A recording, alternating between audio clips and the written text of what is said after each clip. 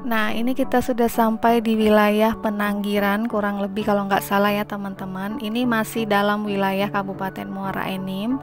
Nah, di jalur ini menurut aku jalur yang paling lurus ya teman-teman, di antara perjalanan yang akan kita lalui sampai ke Kota Palembang. Ini merupakan jalur atau jalan yang paling lurus, jadi tidak ada tikungan, tidak ada belokan, dan di ujung jalannya kita akan melintasi perlintasan rel kereta api. Biasanya di sini sering terjadi kemacetan teman-teman, karena biasa antrian karena ada kereta api yang lewat ya teman-teman.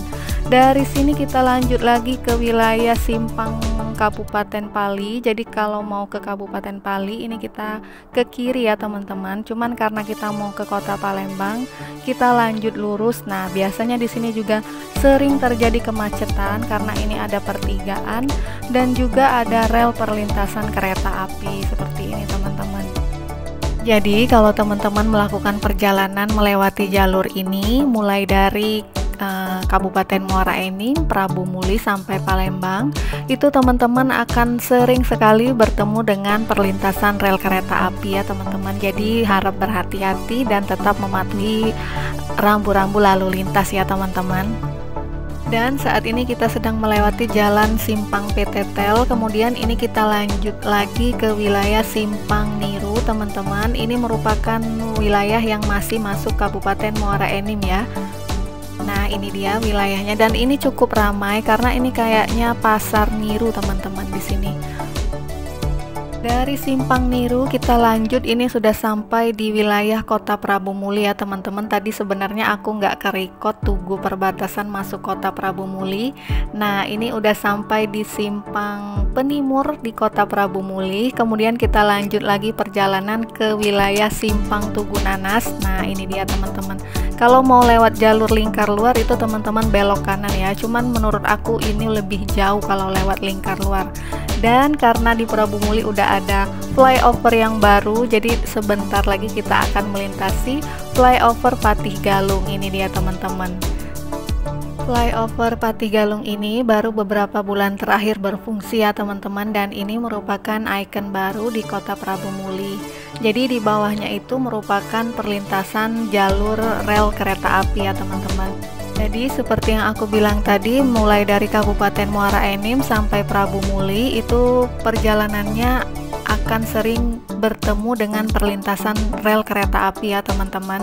Dan sebelum flyover Patih Galung ini berfungsi, dulu jalur perlintasan lewat Prabu Muli itu dialihkan ke jalur lingkar luar. Dari flyover Patih Galung kita lanjut lagi perjalanannya, dan ini kita udah sampai di depan jalan Komperta Prabu Muli ya teman-teman. Jadi di sebelah kiri kita itu merupakan komplek perumahan dan kantor dari Pertamina area Sumbaksel yang ada di Kota Prabu Muli.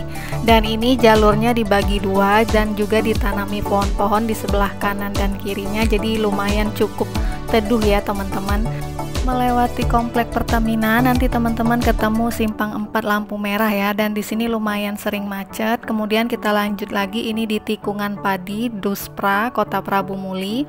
Di sini juga teman-teman kalau melewati jalur ini hati-hati ya teman-teman, karena pas tikungan dan ramai biasanya.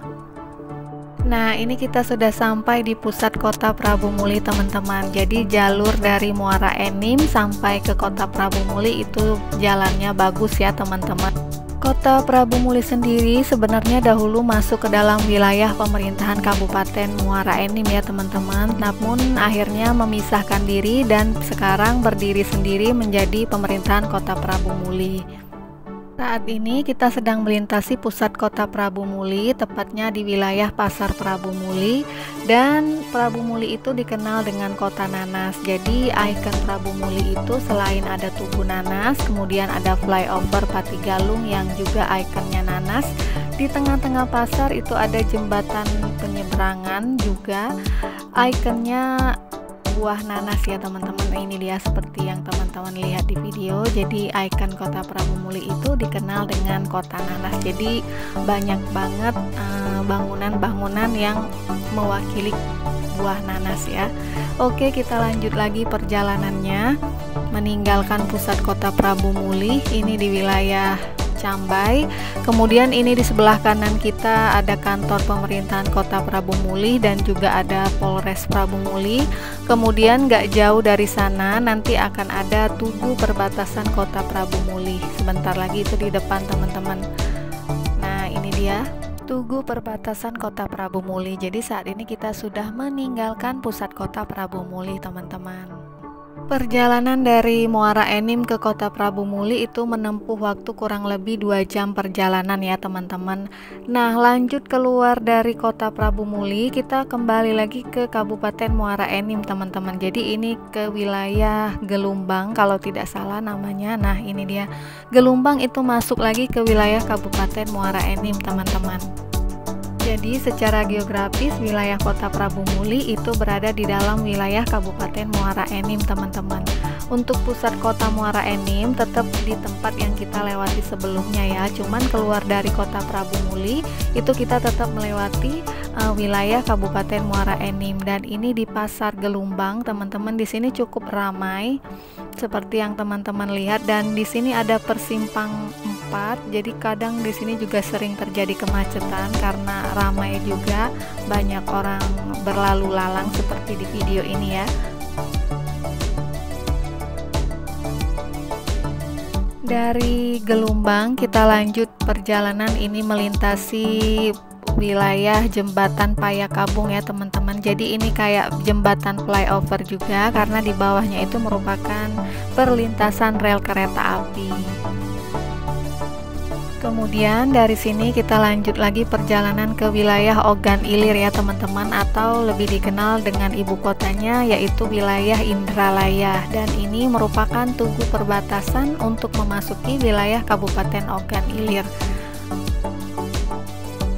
Memasuki wilayah Indralaya itu cukup ramai ya teman-teman. Seperti yang kita tahu kalau di Indralaya itu terdapat kampus terbesar yang ada di Sumatera Selatan yaitu Universitas Sriwijaya. Jadi di sebelah kanan kita itu merupakan Universitas Sriwijaya. Perjalanan dari Prabu Muli ke Indralaya itu jalannya cukup bagus ya teman-teman. Jalannya lurus, tidak banyak yang rusak, tidak banyak kelokan juga, dan kita menempuh waktu kurang lebih hampir 1 jam perjalanan dari Kota Prabu Muli ke Kota Indralaya. Memasuki wilayah Indralaya cukup ramai ya teman-teman. Seperti yang kita tahu kalau Indralaya kan pusatnya kota mahasiswa karena terdapat Universitas Sriwijaya. Selain itu juga merupakan jalur lintas timur. Jadi selain kendaraan pribadi tentu banyak juga kendaraan-kendaraan umum seperti bis dan puso yang ukurannya besar, dan tentu itu memakan jalan dan jalur di sini. Kemudian ini kita belok kanan karena kita mau lewat jalur tol teman-teman. Kalau teman-teman nggak mau lewat jalur tol itu kita pilih jalan lurus aja ya, langsung ke Kota Palembang.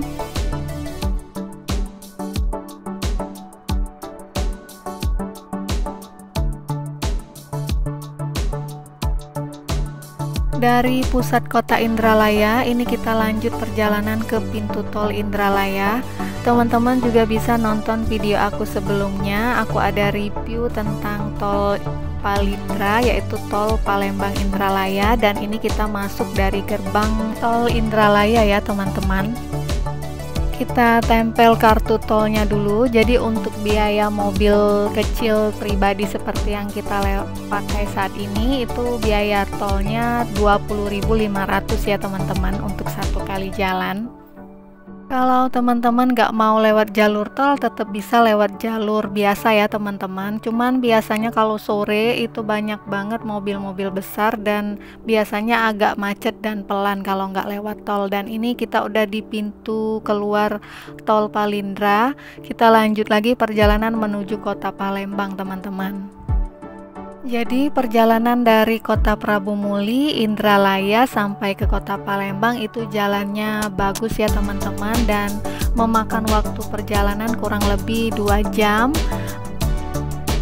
Dan alhamdulillahnya di trip kali ini jalannya bagus ya teman-teman, dan gak ada hambatan serta kita nggak ketemu macet sama sekali. Jadi sampai di Kota Palembangnya itu lumayan agak cepat, dan ini mendekati setelah maghrib mungkin ya teman-teman. kita udah masuk ke wilayah Kota Palembang. Oke teman-teman, itu tadi sedikit review tentang perjalanan dari Kota Lubuk Linggau ke Kota Palembang lewat jalur lahat ya teman-teman. Semoga bisa menjadi referensi buat teman-teman yang mau mudik atau mau melakukan perjalanan dari Kota Lubuk Linggau ke Kota Palembang ataupun sebaliknya. Jangan lupa untuk selalu mematuhi peraturan lalu lintas selama di perjalanan ya teman-teman, dan tetap lengkapi identitas kendaraan teman-teman. Terima kasih buat teman-teman yang udah nonton video ini. Like dan komen kalau kalian suka ya, dan jangan lupa untuk subscribe channel ini juga. Terima kasih dan sampai jumpa lagi di video aku selanjutnya.